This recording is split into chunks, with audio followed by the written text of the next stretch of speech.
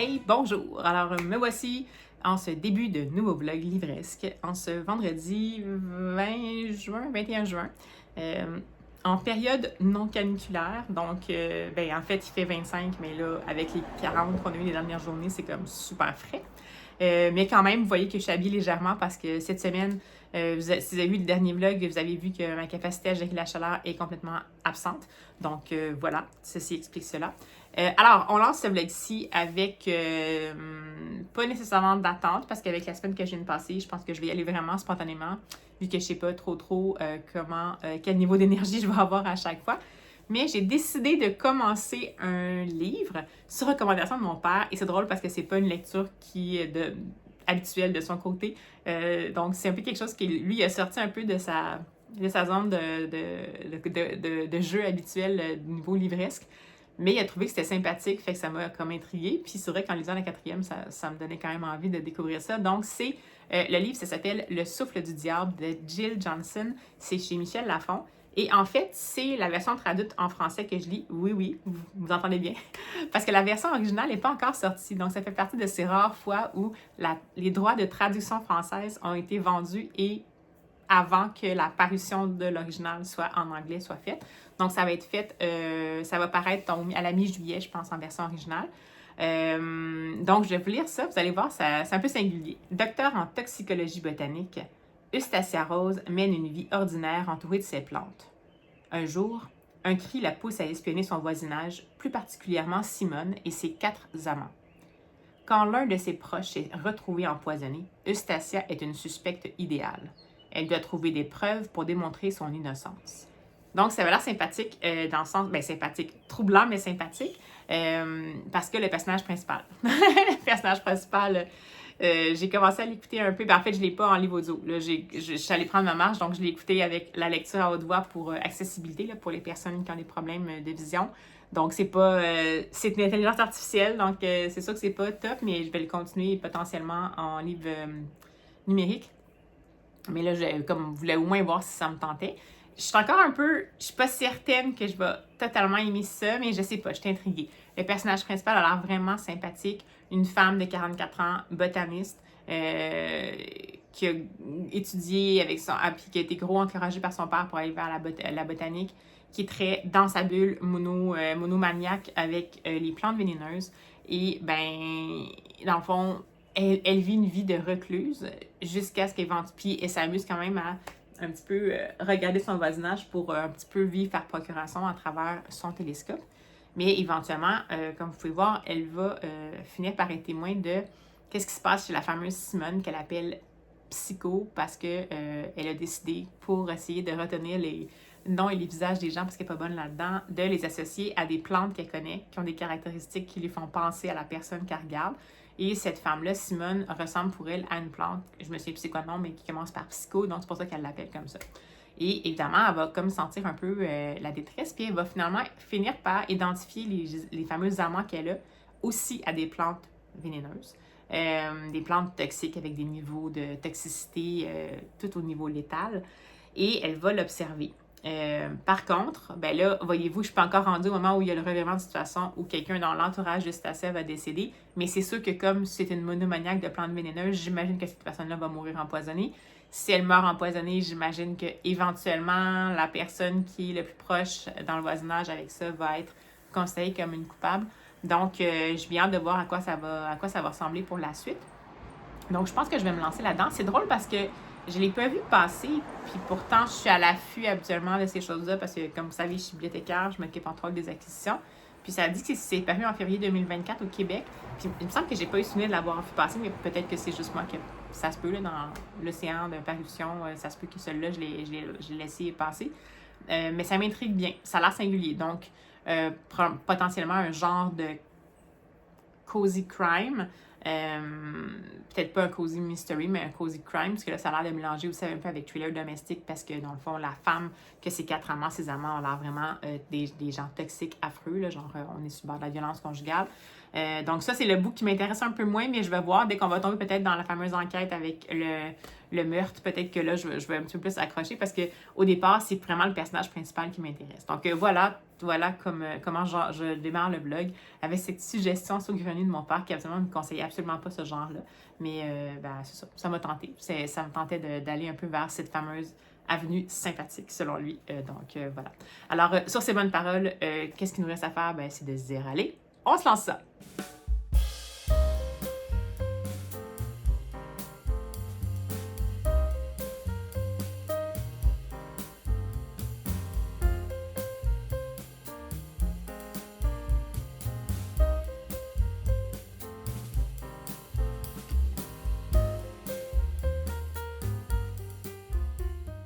Hey coucou! Alors me voici en direct de la studio mobile, mais cette fois-ci, je pense que j'ai trouvé un bon compromis pour avoir un tout petit peu de ventilation malgré tout, pour être sûr que tout se passe bien. Je voulais vous revenir parce que tout d'abord, j'ai commencé le livre dont je vous parlais, le Jardin du diable, je pense, de Jill quelque chose, que mon papa m'a suggéré potentiellement, et j'ai pas vraiment accroché. Je suis rendue à peu près à 8%, 10%, puis j'ai pas vraiment accroché. On dirait que c'est le style qui m'intéresse pas. Le personnage principal m'intéresse, mais elle a l'air d'être vraiment dans une espèce de spirale étrange. Puis à la fois, j'aime l'étrangeté, mais là, on dirait que ça dépasse un peu la limite de ce que je trouve plaisant. Donc, c'est peut-être juste moi qui n'étais pas dans le bon mood ou le fait que, bon, j'ai peut-être pas non plus la vraie version audio, je l'ai lu plus en numérique puis tout ça. Donc, ce que je vais faire, c'est que je vais le mettre de côté. Là, dans le fond, j'avais la version traduite. Je vais attendre qu'il sorte en version originale. Donc, ça devrait être à la mi-juillet. Il va sortir en version originale en papier et en livre audio. Donc, je vais peut-être me réessayer en livre audio, en vrai livre audio, avec la version originale, juste au cas où c'est ça un problème de traduction. Pourtant, ça m'est pas apparu comme une traduction bizarre, mais j'ai comme pas vraiment embarqué. Puis c'est bizarre parce qu'au départ, quand je lis la quatrième, ça m'intéressait. On dirait que ça allait comme à un endroit que j'avais pas nécessairement envie, où j'avais pas nécessairement envie d'aller. Plus comme dans une espèce de relation un peu obsessionnelle et malsaine entre le personnage principal puis les voisins. Donc, c'était une enquête, mais on n'était comme pas sûr de bien vouloir suivre le personnage principal dans cette espèce d'enquête-là. Bref, c'est peut-être ça le but, mais j'étais comme pas vraiment dans ce mood-là. Donc, après avoir tergiversé, à faire lancer un appel à l'aide, en fait, parce que sur les réseaux, en me disant si jamais j'avais des idées, j'ai mis les une possibilités à la maison, mais j'avais comme trop de possibilités, donc on dirait que j'arrivais pas à me décider. Puis, je suis tombée, j'ai utilisé mon application là, que j'ai, moi, pour recenser, dans le fond, les livres que j'ai dans ma pile à lire, qui s'appelle BookBuddy. Puis, j'ai une fonction de recherche aléatoire.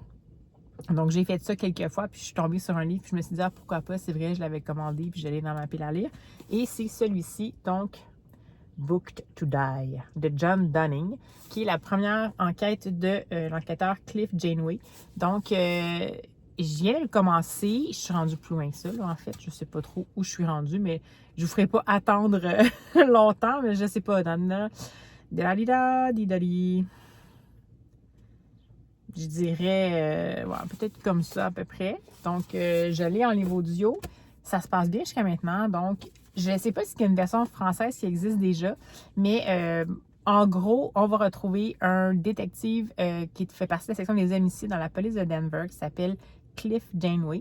Et en plus d'être un policier expérimenté, proche potentiellement de soit la perte de sens ou la retraite, c'est également un bibliophile, donc c'est quelqu'un qui collectionne des livres rares, qui se passionne pour ça et qui est donc habitué à justement fréquenter les bouquineries d'occasion, mais qui sont spécialisées en livres rares.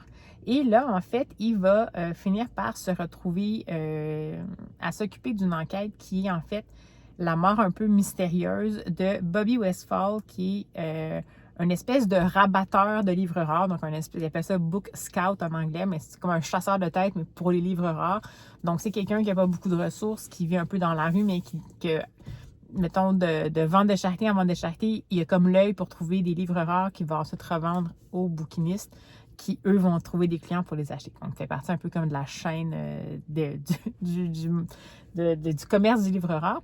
Et on va le retrouver mort dans une ruelle, alors que c'est pas quelqu'un... c'est pas quelqu'un qu'on a l'impression que c'est quelqu'un de super discret, qui n'a jamais vraiment comme dépassé. Il n'y a pas de cheveux qui dépassaient. C'est pas quelqu'un qui avait tendance à, je sais pas, en vouloir aux gens ou les gens ne lui en voulaient pas. Donc, on comprend pas trop qu'est-ce qui se passe. Et pour l'inspecteur Janeway, pour lui, ça semble être potentiellement un crime qui est signé un peu tueur en série. C'est un Jackie Newton, une espèce de crapule qui avait, après qui il court depuis peut-être 2-3 ans en essayant de faire en sorte qu'il soit arrêté parce qu'il fait toutes sortes de choses. Autant, évidemment, je sais pas, blanchiment d'argent, mais des crimes, il y a beaucoup de violence aussi. Puis là, il se dit que ça ressemble vraiment à ça parce que c'est quelqu'un qui a tendance à faire des meurtres sans raison, sur des gens qu'il ne connaît pas, comme des meurtres pour, je sais pas, faire sortir la vapeur, ce qui est totalement affreux. Et dans sa tête, c'est clairement ça. Donc, il s'en va avec cette idée-là en se disant, je vais essayer de... Tu sais, c'est sûr que c'est lui. Mais évidemment que là, plus on va dans l'enquête, puis plus il est comme... C'est sûr que c'est lui, mais comment je fais pour prouver que c'est lui? Parce qu'on dirait qu'il n'y a pas de lien vraiment qui se font. Puis là, dans le fond, plus ça va aller, puis plus il va parler justement au bouquiniste avec qui le fameux Bobby Westphal faisait affaire, entre autres. Et là, il va commencer à tranquillement comme sentir peut-être plus qu'est-ce qui s'est passé. Donc, on va le suivre là-dedans. Là, je ne suis pas encore rendu loin. Mais à date, j'aime vraiment beaucoup. Bon, c'est vraiment un personnage de détective désabusé, classique. Là, mais ce qui est intéressant, puis classique dans le sens où aussi, un peu comme là, il y a comme une obsession de vouloir absolument arrêter le fameux Jackie. Puis, ben, pour le faire, il a tendance à des fois respecter pas exactement les règles. Donc, mettons, avoir vent de certaines preuves qu'il pourrait y avoir, mais pas nécessairement attendre d'avoir le mandat, mais s'arranger pour que ça puisse passer en cours, parce que ça c'était plausible qu'il puisse l'avoir eu de façon volontaire. Bref, c'est pas quelqu'un qui fait des magouilles, mais disons que s'il en fait, c'est pour essayer de traîner ces gens-là devant la justice. Est-ce que ça justifie ou pas? On le sait pas, mais bref, c'est un peu ce genre de personnage-là qui croit en son travail, qui en a vu d'autres, qui est un peu désabusé, entre guillemets, qui a pas peur de traverser la frontière légale si c'est nécessaire dans son échelle de valeur à lui. Et en même temps, il y a un côté très vulnérable que je ne sais pas s'il va être assez développé pour que ça ne fasse pas plaquer, parce que c'est sûr que quand c'est un milieu comme ça peut être juste un milieu plaqué, que dans le fond, il a donné un amour des livres, mais dans le fond, c'est pas vraiment un grand amateur.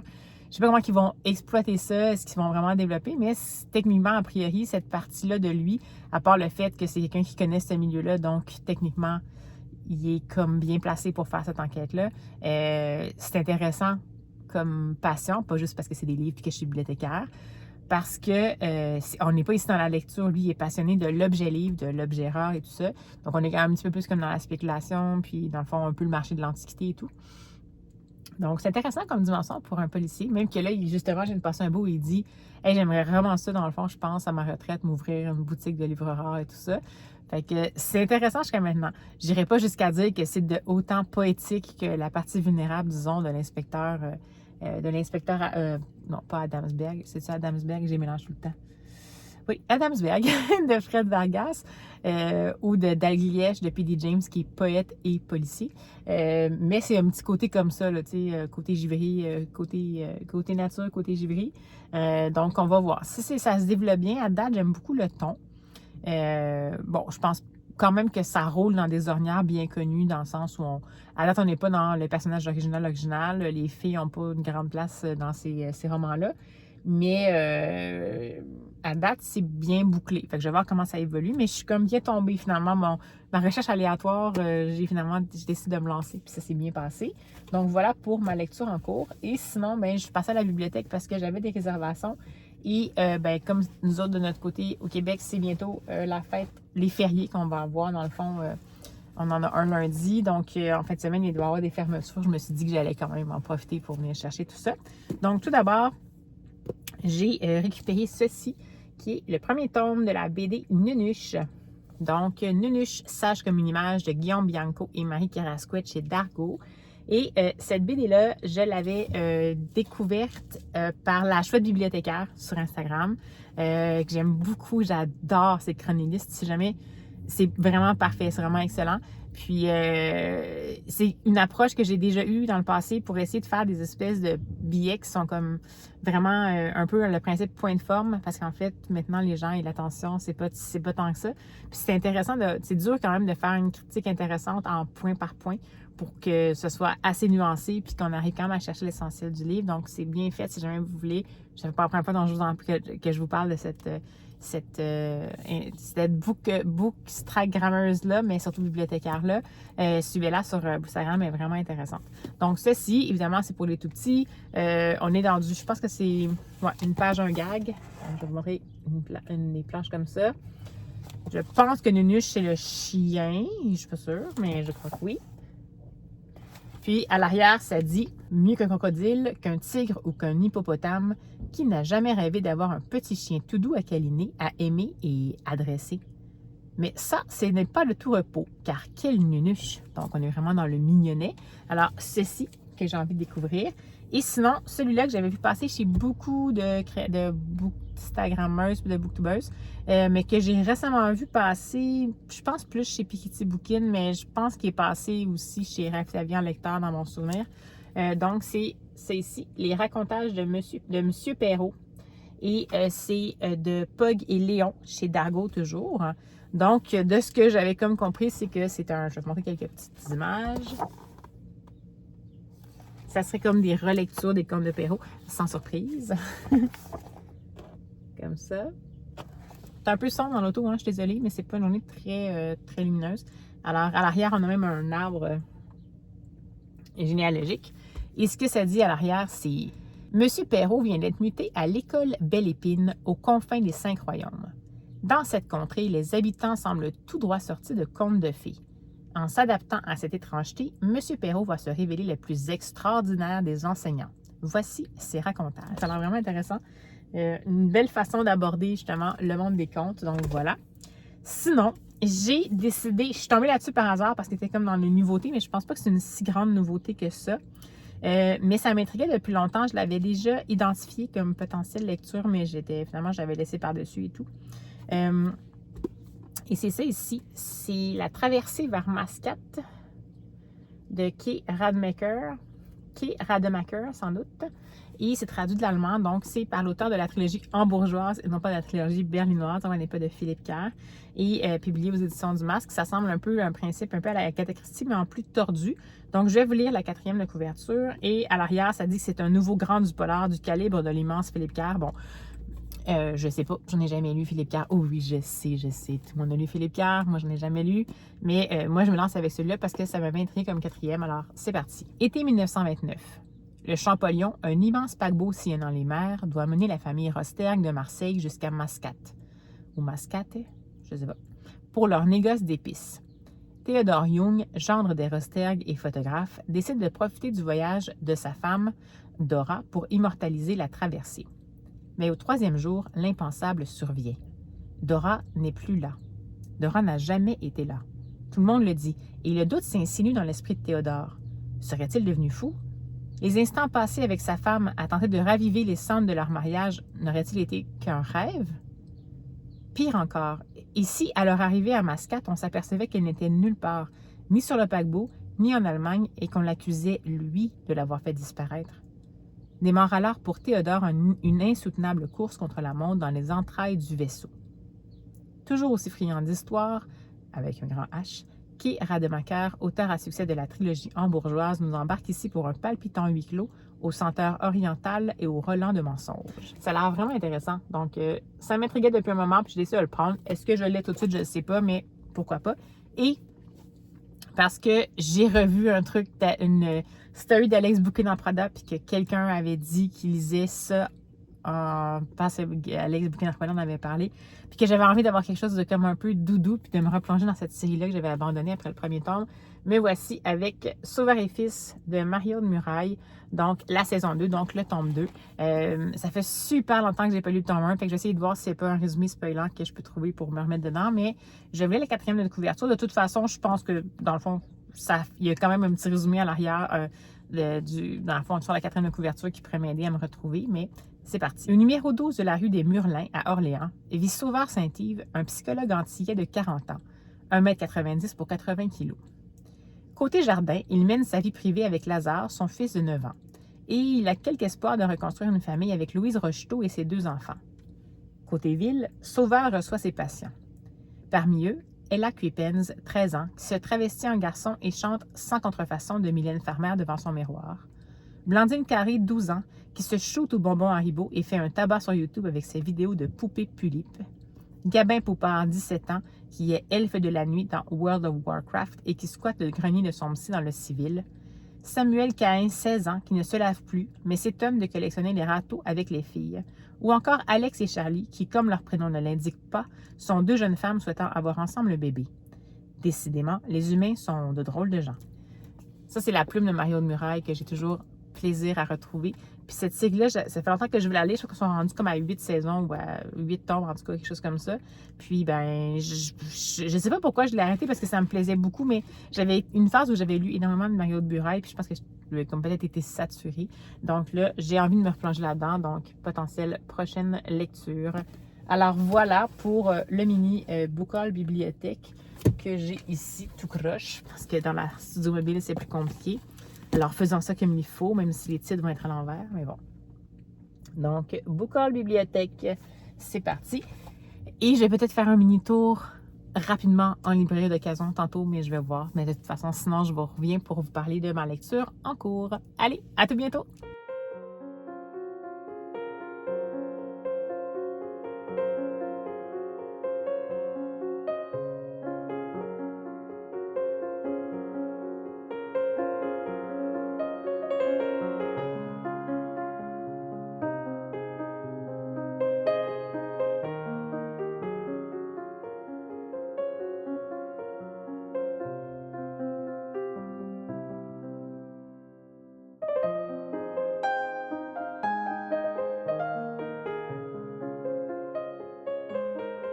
Hey, bonjour tout le monde. Alors, je vous fais un petit coucou parce que, ben écoutez, je prends une fin de semaine de congé bien relax. En fait, je fais bien les choses, mais j'ai peut-être pas beaucoup lu à part en livre audio.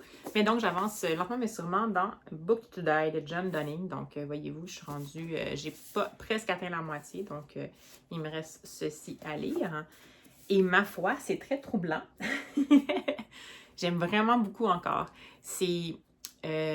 Ça sort complètement des normes. Ça me fait presque penser un peu au personnage principal de la série d'Emily Shep dont je vous ai parlé. Yana, la procureure Yana, je ne sais plus c'est quoi son nom de famille, qui en fait se promène un petit peu à la limite de la loi. Donc là, comme dès le départ, on comprend que, comme je vous disais, le fameux Cliff Janeway, le policier, c'est quelqu'un qui a un bon fond, on sent qu'il y a une bonne morale, mais c'est comme un humain un peu à bout de la mauvaise foi à laquelle il est confronté et l'impuissance à laquelle il est confronté, même en tant que policier. Donc, on sent que ça va le travailler et c'est peut-être pas un héros qui va toujours résister. Donc, c'est confrontant quand même au niveau moral, mais c'est pas non plus un héros qui n'est pas conscient qu'il traverse la frontière de la légalité, disons, ou de la moralité. Donc, j'en dirai pas plus pour pas trop vous divulgacher, mais bref, c'est super intéressant, ça se complexifie. Et il y a vraiment un gros revirement de situation en cours de roman, comme là, je suis presque à la moitié, et l'évolution du personnage est majeure parce qu'en fait, il y a un giga changement qui s'opère dans sa vie, suivant justement des décisions qu'il a prises. Et ça a tout rapport avec justement le milieu du livre rare. Donc, voilà, jusqu'à maintenant, j'aime vraiment beaucoup ça. Je m'attendais comme à rien, puis j'aime énormément ça, donc c'est cool. En même temps, je vais voir comment va se poursuivre le roman. Là, comme je vous dis, il y a eu ce changement-là. Je ne sais pas trop où ça va se diriger, parce que ça va peut-être passer d'une enquête officielle à plus un cozy crime, disons. On va dire ça comme ça. Et ben c'est ça. Je trouve que ça met quand même en lumière beaucoup de choses intéressantes, ou voire vertigineuses un peu de la nature humaine. Ça se passe dans un quartier de Denver qui est pas nécessairement favorisé. Ça met quand même en scène des gens qui en arrachent un peu pour vivre, des gens aussi quand même qui ont des convictions, des gens qui ont beaucoup de moyens puis qui n'ont pas beaucoup de morale. Donc, on pourrait dire que c'est un peu standard, c'est un peu des archétypes standards, mais c'est intéressant parce qu'on va fouiller un peu plus loin justement dans qu'est-ce qui se passe, qu'est-ce qui fait que tout ça, ce genre d'engrenage-là fonctionne encore et toujours dans la société. malheureusement, au détriment de beaucoup de personnes. Ça aborde même la violence conjugale, la difficulté de se sortir du rouage de tout ça, la difficulté de dénoncer. Puis ça, je trouve ça intéressant parce que c'est le point de vue d'un auteur masculin.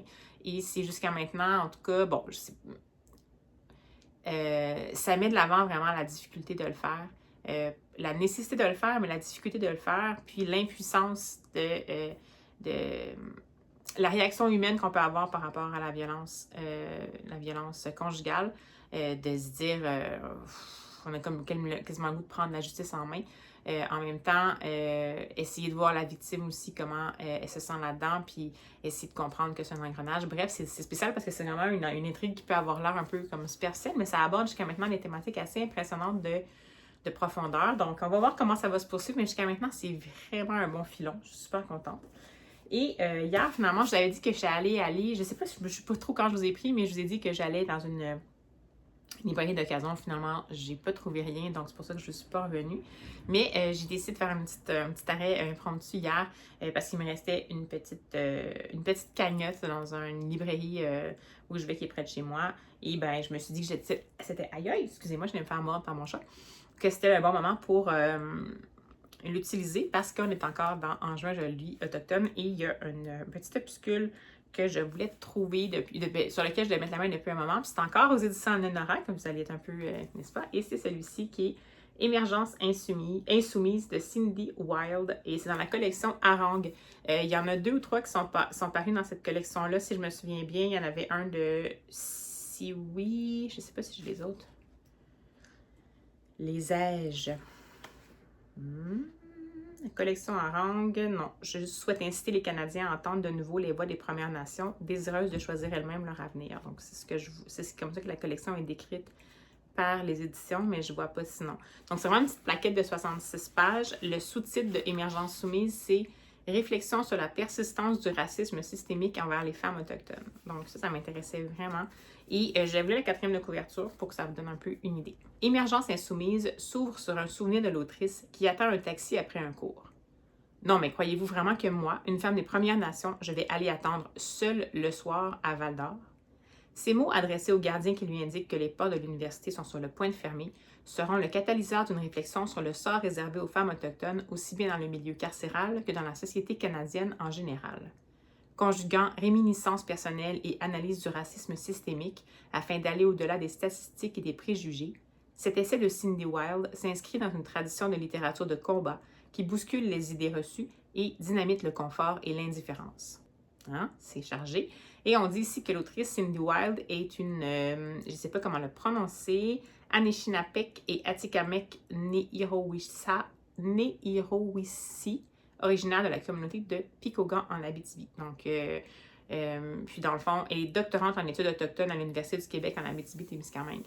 Donc ça, j'aime vraiment beaucoup ce type de petits essais-là, choc.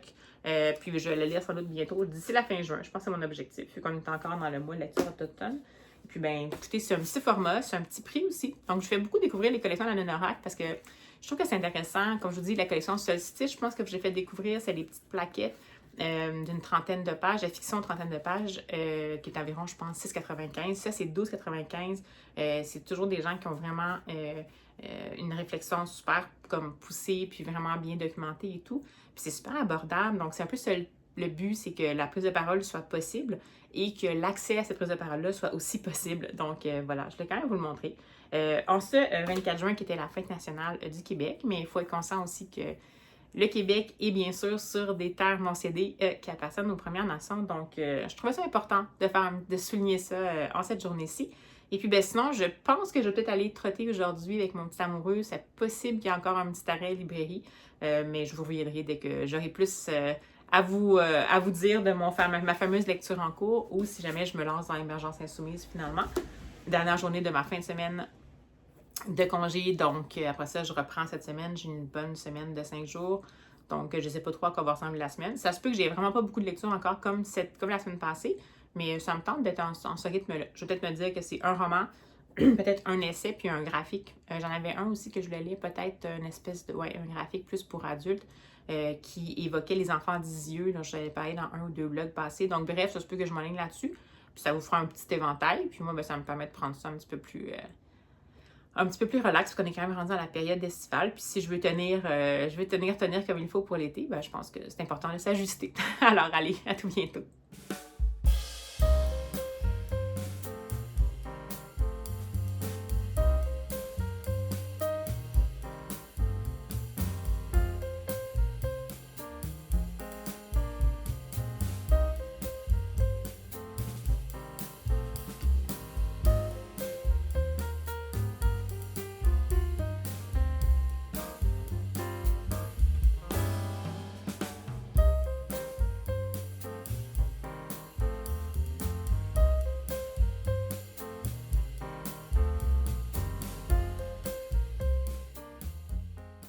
Et bonsoir, alors je vous prends en ce mercredi soir.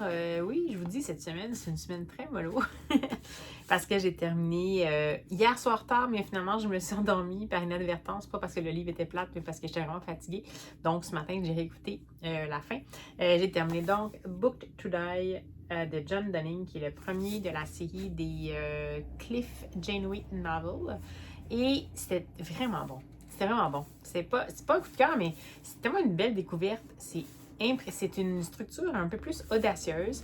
C'est sûr que je ne pourrais pas vous donner beaucoup de détails, mais en même temps, dans les autres romans, j'imagine qu'ils vont mentionner un peu qu'est-ce qui se passe pour le personnage principal dans le tome 1. Mais comme je ne vais pas vous divulgacher, sachez que, comme je vous ai parlé, c'est un roman qui est fait en 2 parties. C'est un peu deux enquêtes pour le prix d'un.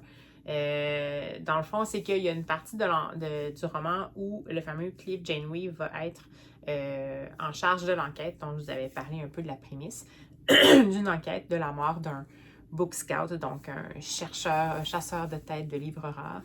Et il va essayer de démêler tout ça. À ça va se mêler sa quête pour mettre sous les barreaux un criminel notoire qui, entre autres, est très violent avec les femmes. Et son souhait, sa passion en fait pour les livres rares, sa relation qu'il a avec les bouquinistes qu'il va voir et tout ça. Et il va se passer quelque chose de majeur en plein milieu du livre. Une espèce de décision, un dilemme cornélien pour le personnage. Et c'est là qu'on va comprendre en fait une des forces selon moi de ce roman-là, que le personnage principal est définitivement humain comme tout le monde, dans le sens que c'est un policier, mais c'est quelqu'un d'humain. C'est quelqu'un qui a beaucoup de difficultés à gérer le fait que la justice puisse pas toujours faire en sorte que les gens qui sont pas corrects se retrouvent sous les barreaux. Et il y a des choses qui vont l'activer et qui vont faire en sorte qu'il va prendre des décisions qui vont faire renverser la situation complètement. Et pour la suite du roman, en fait, il va devenir plus ce qu'on pourrait appeler un enquêteur officieux de la situation. Parce que, en plus de ça et de d'autres décisions de vie qu'il va prendre, ça va faire en sorte qu'il va se trouver un peu aux premières loges pour la suite des choses, parce que le premier crime va demeurer comme un peu non élucidé. Mais bien entendu, on est encore dans le milieu du livre rare et éventuellement, il y aura potentiellement, on le sent, une genre de suite des choses.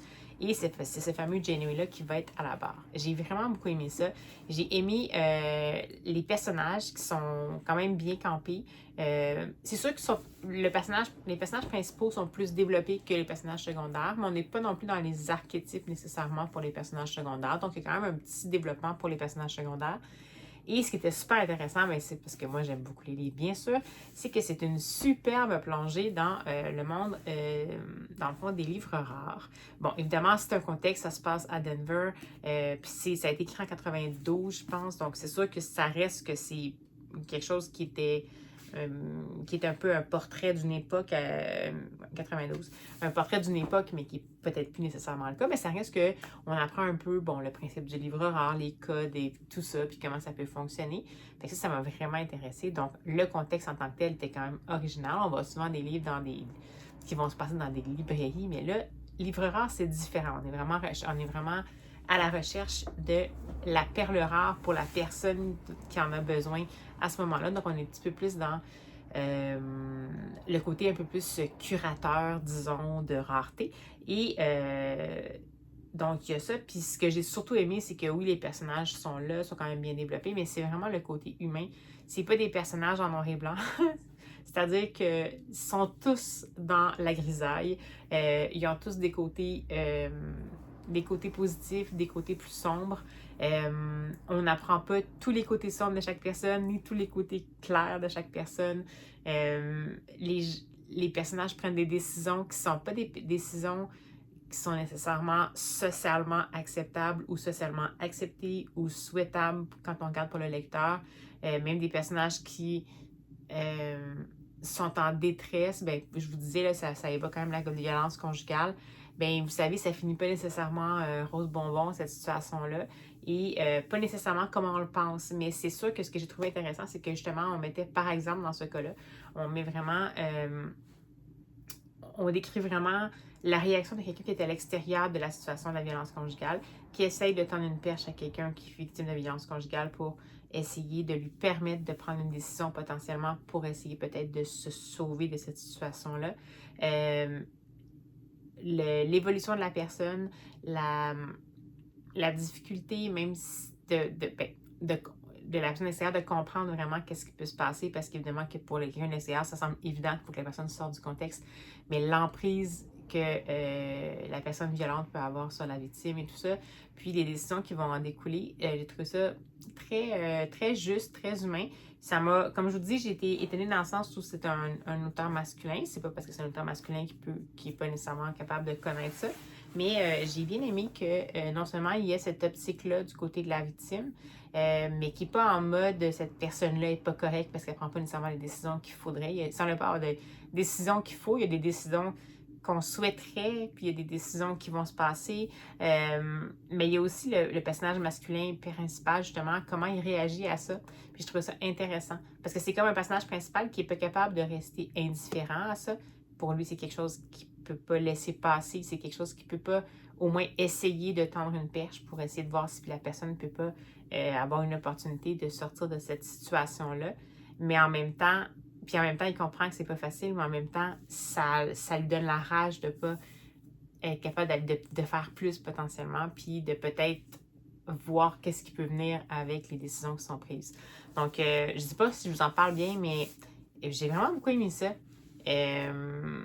J'étais pas trop certaine au début, parce que bon, le personnage quand même un peu, il est un petit peu 92, tu sais, donc il est correct. Bon, on n'est pas trop dans les clichés, il n'y a pas trop de, justement, de choses qui n'ont pas bien vieilli, mais ça reste quand même qu'on sent un peu l'époque. C'est quand même comique parce qu'il y a un des ressorts, dans le fond, il y a plusieurs choses dans les enquêtes qu'on va voir qui tiennent, en fait, donc, ben, des indices ou des preuves qui tiennent au fait que les gens avaient des répondeurs à l'époque. Un répondeur avec une cassette, là, tu sais. J'ai connu ça, moi, je disais un dinosaure. Donc, ça m'a fait rire parce que j'ai fait comme, ah oui, 1992 quand même. C'était l'ère des répondeurs, mais étrangement, puis tu sais, évidemment que quand quelqu'un essaie de joindre, mettons, l'inspecteur essaie de joindre un des potentiels témoins ou une des personnes qu'il essaie de rencontrer, mais il faut qu'il appelle à la maison. Et là, la personne, si elle n'est pas là, il faut qu'il laisse un message, mais il ne sait pas quand elle va répondre. Puis j'ai grandi là-dedans, là. Moi, c'est pas parce que j'ai pas connu ça, mais on oublie vraiment vite qu'est-ce que c'est de pas être joignable finalement.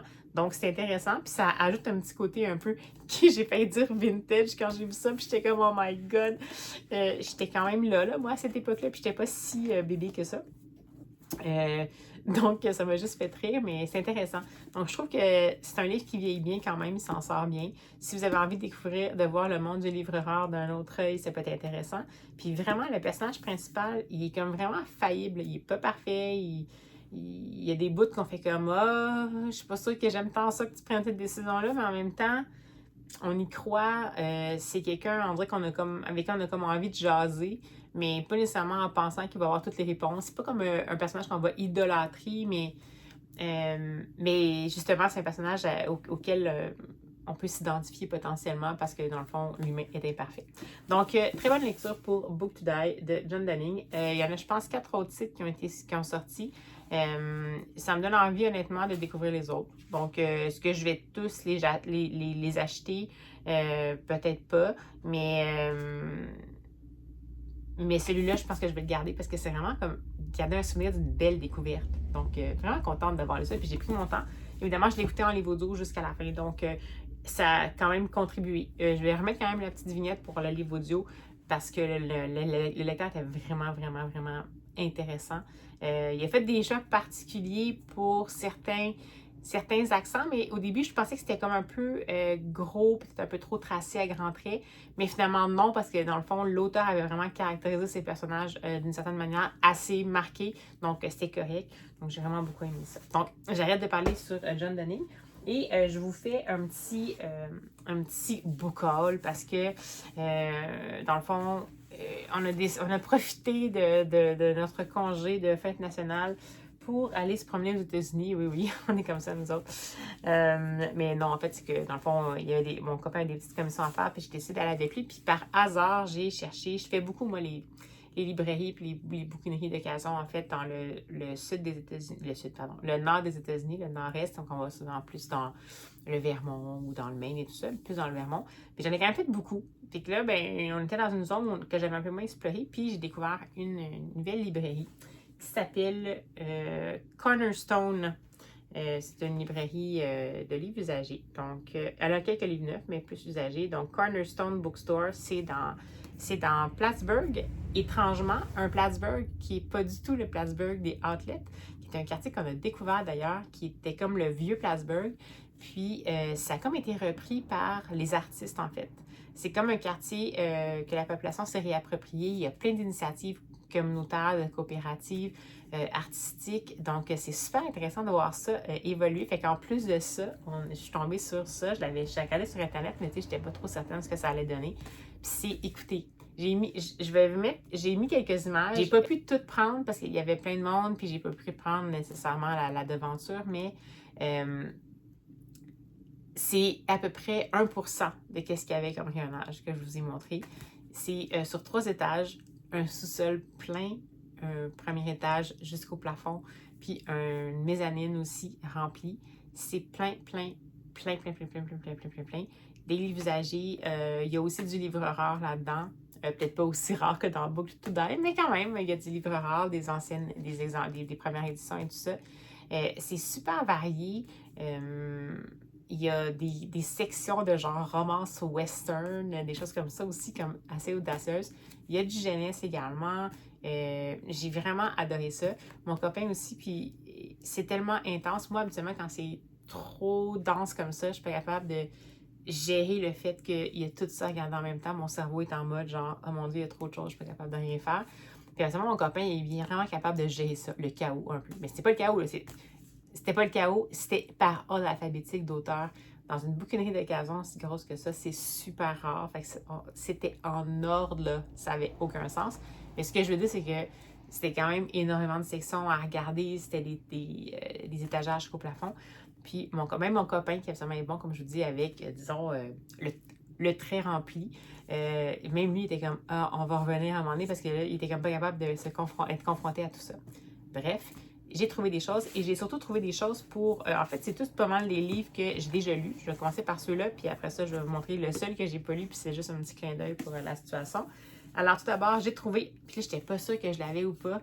Puis pourtant, j'avais mon application BookBuddy, mais bref.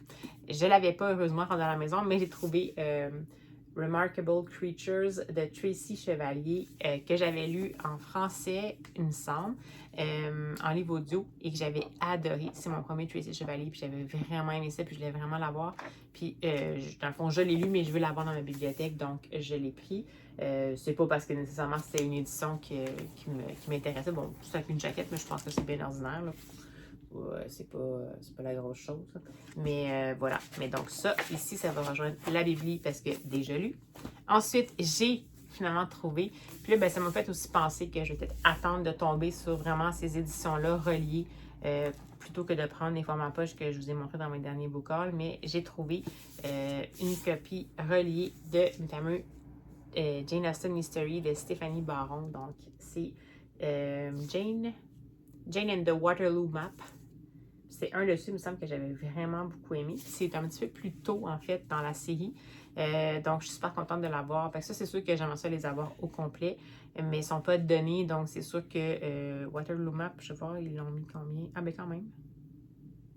1, 2, 3, 4, 5, 6, 7, 8, 9, 10, 11, 12. OK, ben c'est quand même dans les avant-derniers, mais celui-là, je ne l'avais pas non plus, donc je suis super contente. Donc, déjà lu, vraiment aimé et à la bibliothèque. Et incroyable mais vrai, j'ai découvert j'ai chez moi, en fait, un exemplaire de la fameuse trilogie de Philip Pullman qui est Is Dark Materials en 3 tomes. Donc, c'est Les Royaumes du Nord, je pense. Je sais plus c'est quoi en français. Et j'avais cette super belle édition-là en format brochi que j'avais le goût de lire en langue originale et j'avais le goût de lire dans une édition qui m'intéressait. Puis j'ai toujours trouvé ça, les autres, pas intéressantes et tout. Puis j'avais réussi à en trouver une dans mon magasin habituel, mais qui finalement n'était pas celle promise. Donc c'était pas les autres tomes, c'était pas cette édition-là finalement, je me suis fait avoir. Et là, qu'est-ce que je vois? Donc, tu sais, je ne pouvais pas passer à côté. Le tome 2 et le tome 3, exactement dans la même édition, en comme super état. Donc, voilà. J'ai pas pu résister. Bon, une petite mini tache là, sur la tranche, mais sinon, ça va. Puis, tu sais, à un prix vraiment abordable, là, 7 américains, c'est pas beaucoup. Fait que là, j'étais super contente parce que là, bon, ça, c'est vrai que c'est pas des livres lus, c'est des livres à lire. Je regardais juste parce qu'on voit qu'il y a une petite cochonnerie ici. C'est des livres à lire, mais je vais peut-être avoir la même édition, fait que là, je suis bien excitée. Donc ça va être dans mes livres à lire. Et finalement, ça c'est drôle. Là, faites pas le saut, là. La couverture est vraiment affreuse en langue originale. Okay. J'ai le goût de découvrir ça parce que dans le nouveau label de chez... C'est chez qui? Chez Seuil, le label Verso qui est tout juste de sortir. Donc, une espèce de maison d'édition en fait, une section d'une maison d'édition qui va se spécialiser avec une approche particulière, donc le label Verso. Ils sortent, en fait, en français, Tante Dimity, les mystères de Tante Dimity, qui sont un peu des cozy mystery, mais c'est des cozy mystery, pas des cozy crime. Donc, il n'y a pas de mort, OK? Puis, c'est une série qui date, en fait, qui a 20 tomes en anglais, puis là, ils viennent de les sortir en français. Puis, les couvertures en français sont superbes. Je vais mettre la couverture là. Ça donne le goût de lire en français, même si j'aime pas les traductions. Mais, en même temps, je me dis que ça va vraiment être comme pratique de les lire en langue originale parce que ça se passe quand même aux États-Unis, je crois. Je sais pas si... Oui, puisque c'est chez Viking, fait que... Ouais. Et donc, j'ai trouvé... C'est pas le premier, parce que je cherchais... Évidemment, je vais les lire dans l'ordre. Je cherchais le premier tome, mais il l'avait pas. Les premiers, dans le fond, c'est Aunt Dimity Detective. Ça inclut 2 tomes, mais j'ai trouvé celui-là qui était dans les premiers quand même. Et puis, et voyez ça, cette savoureuse couverture. Et là, on pourrait penser que c'est quelque chose qui date, mais c'est pas si vieux que ça. Je veux dire, l'édition est pas si vieille. Fait que c'est un choix d'avoir des couvertures affreuses comme ça. Bon, ça date de quand? Est-ce que j'ai une date? Viking, blabla, blablabla, bla, I write reserves. J'ai pas de date. Mais ça date, c'est pas si loin, là, franchement. Je vais essayer de... Ah oui, excusez. Ah oui, il y a même une recette à la fin. Ça, c'est drôle, ça. Je n'ai même pas de date d'édition à l'arrière. Bien, on a quand même on a une ISBN en 13 chiffres, fait que ça, c'est quand même assez récent. Bref, mais c'est ça, c'est que c'est un choix volontaire d'avoir fait ça. Mais tu sais, moi, je la trouve affreuse, la couverture, mais juste pour le clin d'œil, juste pour dire que j'ai envie de me lancer dans les Aunt Dimity, je vais pas toutes les acheter, mais là, ils étaient vraiment pas chers, puis je trouvais ça vraiment cute. Puis je me doute que je vais les trouver potentiellement aux États-Unis, ceux-là. Mais j'aimerais ça avoir comme une édition qui me tente plus, parce que, tu sais, je vais vous remettre la vignette là. Puis, tu sais, comparer, là, OK? Alors, voilà. Ceci versus l'autre. Hein? Le choix n'est pas trop dur à faire. Mais je voudrais vraiment lire en anglais. Donc, voilà pour ça. Ce qui veut dire que, dans le fond, ça m'amène quand même à pardon, avoir ceci à ajouter dans ma pile à lire. Pardon. Et ces deux-là qui vont se retrouver dans ma bibliothèque parce que déjà lu. Alors voilà pour le mini book haul. Comme je vous disais cette semaine, parce que j'ai juste lu un livre, on est rendu mercredi, mais c'est correct, j'ai voulu en profiter. Je vais peut-être me lire justement un petit essai que j'ai là. Wow, je suis pas bonne là-dedans. Wow! Ici, le petit essai que je vous ai présenté de la collection Harangue chez Anorak, je pense. Et c'est de Cindy Wilde. Donc, je vais peut-être lire ce petit essai-là parce qu'on est encore en juin, en juin, je lis autochtone. Puis, potentiellement un graphique. Là, comme je vous disais, j'ai peut-être 2 yeux, mais sinon, j'ai les racontages de Monsieur Perrault, que peut-être que j'avais le goût de lire. Donc, ça risque d'être plus quelque chose comme ça que vous allez avoir pour la suite du vlog. Puis, ben, de toute façon, je vous tiens au courant. Sinon, j'ai quand même reçu en livre audio le fameux, je suis super en retard, le fameux The Maid de Nita Prose, qui est une autrice canadienne, que je pensais pas qu'elle était canadienne, mais qui est canadienne. Et puis, il y a eu un gros phénomène par rapport à ça, mais ça m'intriguait quand même de le lire. Fait que là, je l'ai reçu en livre audio par rapport à, en fait, par le biais de ma bibliothèque. Fait que je ne sais pas si ça va être ma future lecture audio, je ne sais pas. Mais de toute façon, pour vous, ce ne sera pas dans ce vlog-ci que ça va se passer. Ça va nécessairement faire partie du prochain vlog. Donc, voilà. Sur ces bonnes paroles, après un giga long segment, bien, je vous dis à tout bientôt!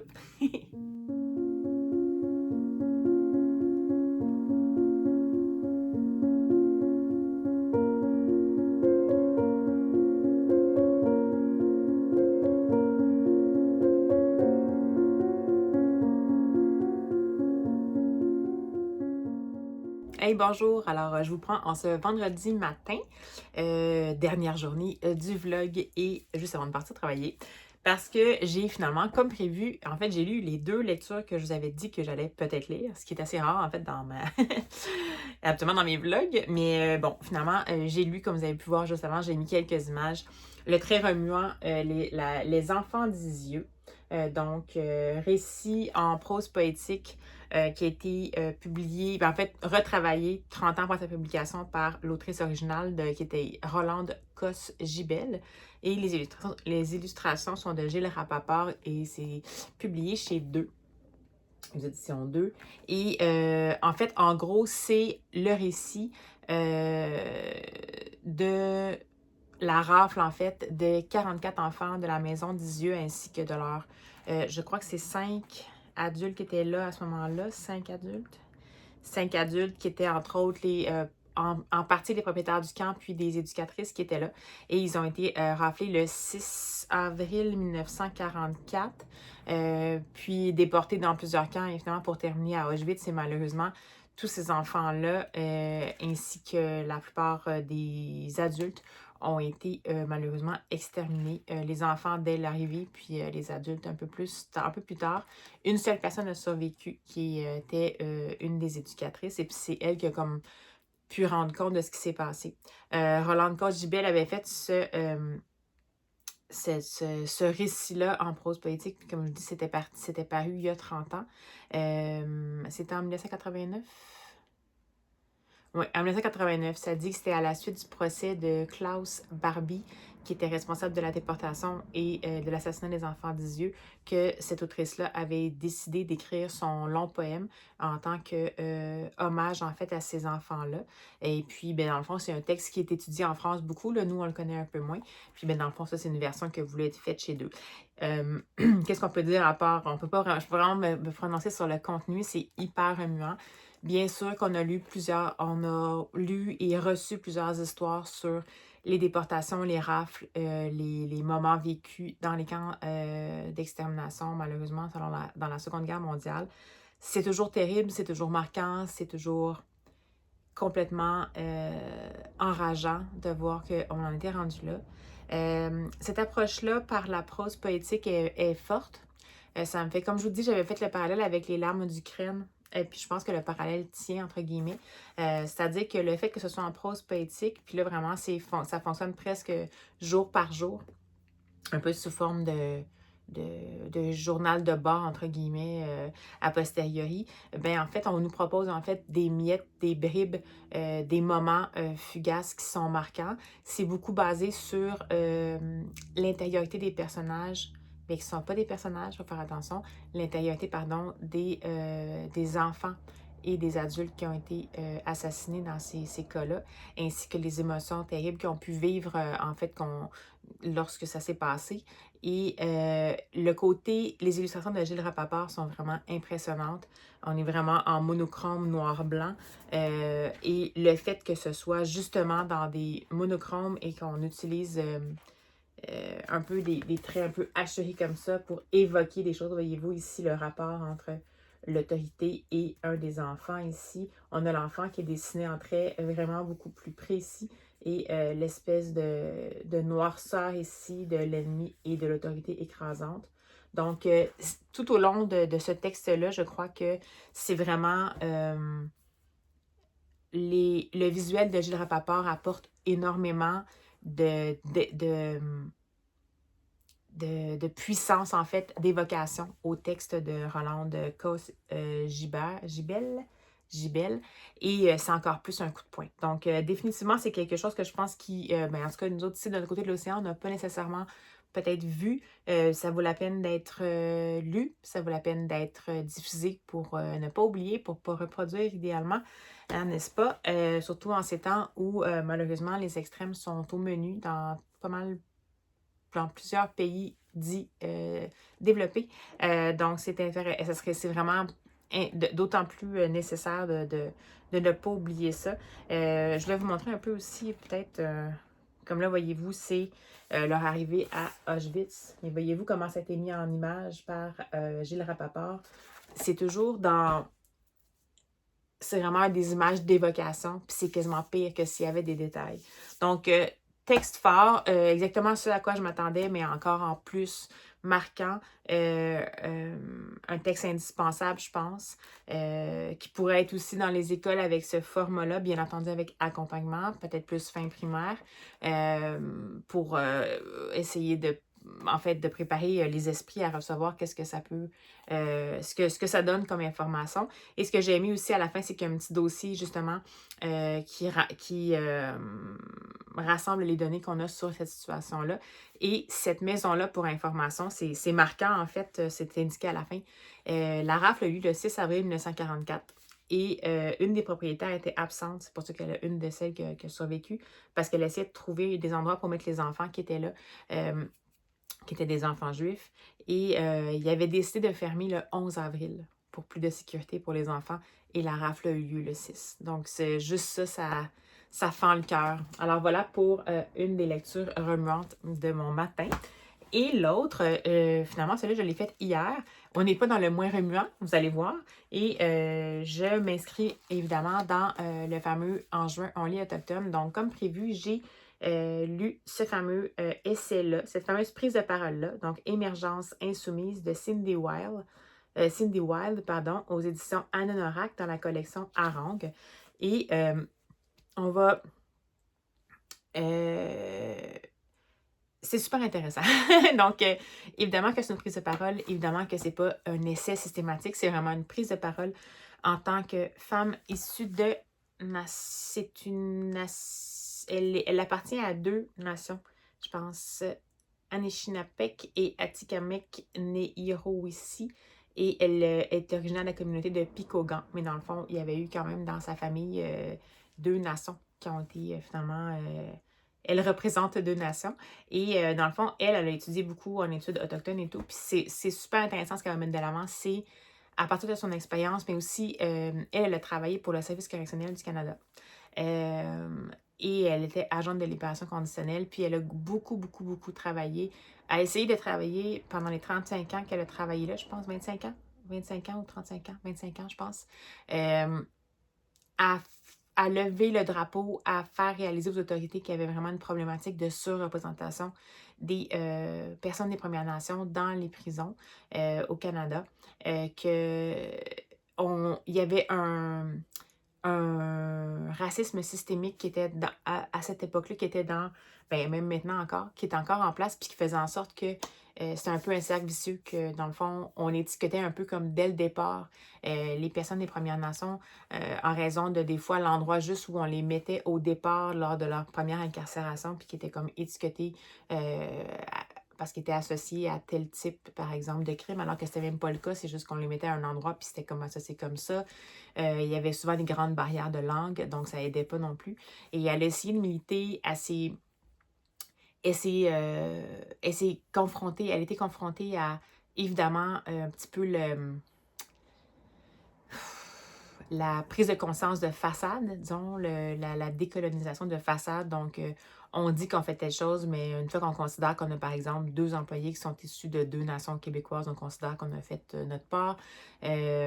Donc, il y a ça qu'elle met de l'avant, mais surtout la condition des femmes autochtones. On parle ici de abus et agressions. Là, elle parle dans la section de Abitibi-Témiscamingue de la part de certains membres des forces de l'ordre. À l'endroit des femmes autochtones. Évidemment, bon, violence et tout ça, mais elle parle aussi du trauma intergénérationnel. Sa mère, elle, a connu les pensionnats. Elle est sortie de là brisée, puis elle a eu sa première fille à 16 ans, donc elle à 16 ans. Et c'est quelque chose qu'elle a veut pas qui a comme teinté comment elle a eu sa relation qu'elle a eue avec ses enfants. Elle a essayé de les protéger à sa manière, mais c'est sûr qu'avec ce qu'elle avait eu comme passé dans les pensionnats, c'est pas quelque chose qui a fait en sorte que, en fait, ce qu'elle a créé, c'est ce qu'elle pouvait créer dans les circonstances. Et c'est ça que Cindy Wilde essaie de faire ressortir. Elle dit que c'est un message qui s'adresse à toute la jeune génération des Premières Nations au Québec, mais évidemment à tous les autres personnes qui sont allochtones pour essayer de prendre conscience dans quoi les femmes autochtones grandissent depuis qu'elles sont tout petites. C'est-à-dire que c'est dans une peur constante, puis ça explique beaucoup aussi le manque de confiance dans les institutions. Elle évoque également l'affaire Joyce Echaquan au centre hospitalier de Joliette. Quand on a ça comme ça devant nous, évidemment qu'on se dit qu'en fait, il n'y a plus... Non seulement ce sont des femmes qui appartiennent à des nations qui ont été écrasées par notre arrivée ici sur leur terre, et en plus, en fait, c'est de trahison en trahison. Donc, j'ai trouvé ça super intéressant. C'est une prise de parole qui est déterminée, qui est, je dirais, sans compromis, mais pas nécessairement accusatrice sans nuance. Donc, sans compromis, mais pas nécessairement sans nuance. Et ça appelle en fait à la prise de conscience, ça appelle à l'action. C'est vraiment, vraiment intéressant. J'ai adoré cet essai-là. J'ai pas encore lu le premier opus de... Je me souviens jamais c'est quoi. C'est Sioui. C'est Jocelyn Sioui. Je suis pas sûre que c'est Jocelyn Sioui. Parce que je vais là. Puis j'avais cherché l'autre fois, puis je l'avais pas trouvé. Je vais vous le remettre. Non. Enfin bref, de toute façon, quand je vais lire, je vais vous le dire. Mais j'aimerais beaucoup ça prendre. Je pense qu'il y a 3 opus au total. J'aimerais ça pouvoir les lire les 3. Là, je me suis laissée mijoter dans celui-là. Je suis bien heureuse de l'avoir fait. Et ça m'amène à vous. Il y a une notion qu'elle nommait aussi dans cette prise de parole-là. C'est que tout le monde ici au Québec, en fait, peut-être que maintenant dans les écoles, c'est plus, depuis peut-être quelques années, c'est vraiment intégré. Mais comme moi, par exemple, j'ai 44 ans, je suis allée à l'école, j'ai une grande ouverture par rapport au fait qu'on est arrivé en colonisateur par en oppresseur sur des terres déjà occupées par les Premières Nations. Mais malgré tout ça, je ne serais pas capable de vous nommer les 11 nations du Québec. Donc, est-ce que vous pouvez le faire, vous? Moi, je peux pas. Puis, ça m'a un peu allumé un peu là-dessus. Donc, à ces fins-là, je vais vous les nommer ici en espérant que je vais sans doute faire des maladresses de prononciation, mais bref, pour votre information, voici les 11 nations du Québec, nations autochtones du Québec. Donc, tout d'abord, il y aurait les Abénaquis, les Algonquins, ou en fait, eux se nomment les Anishinabés. Donc, je pense que elle, ça fait partie de... Non, pas du tout, Anishinabé. Atikamekw, les Cris, c'est écrit en parenthèse, Iou. Donc, c'est comme ça potentiellement que c'est prononcé. Les Hurons-Wendat. Mais je pense que souvent, je ne sais pas si les Hurons-Wendat, je sais que ça c'est la nation, mais il me semble que les Wendat, des fois, il y a comme une sous-division, en fait. Puis il me semble que les Wendat s'identifient seulement aux Wendat. Ça serait à vérifier. Mais officiellement, le nom de la nation est Huron-Wendat dans le site du gouvernement du Québec. Les Inuits, les Inuits, en français, c'est Malécite, mais je vais le dire, mais ça va être peut-être pas très beau. C'est Wolastoqiyik, les Mi'kmaq, les Mohawks. Là, je ne serais pas capable de prononcer malheureusement le mot en langue Mohawk, le nom de la nation. Les Naskapi et les Naskapi.